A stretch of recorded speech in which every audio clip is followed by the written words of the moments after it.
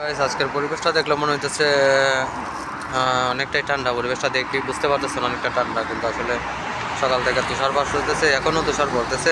যে রাস্তাঘাট দেখলে মনে হচ্ছে বৃষ্টি হইতেছে, কিন্তু আসলে বৃষ্টি না, বলে অনেকটাই তুষার পড়ছে, যে যার কারণে এরকম অবস্থা। তো আপনাদেরকে যদি দেখাই যে বিষয়গুলো, এই বিষয়গুলো হচ্ছে কি, যে আমরা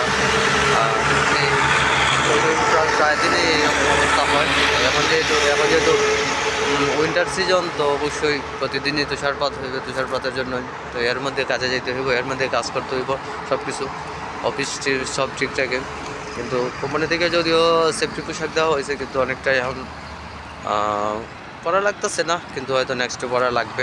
কারণ আজকে তাপমাত্রা ছিল মোটামুটি -2 তো যেহেতু এটা বাড়বে ক্রমান্বয়ে 10, -10, 15, 20, 25, 30 নাকি 30 পর্যন্ত নাকি যায়। আপনারা ভালো করে খেয়াল করলে দেখবেন যে এখনও তুষারপাত হইতেছে, এখনও তুষারপাত হইতেছে।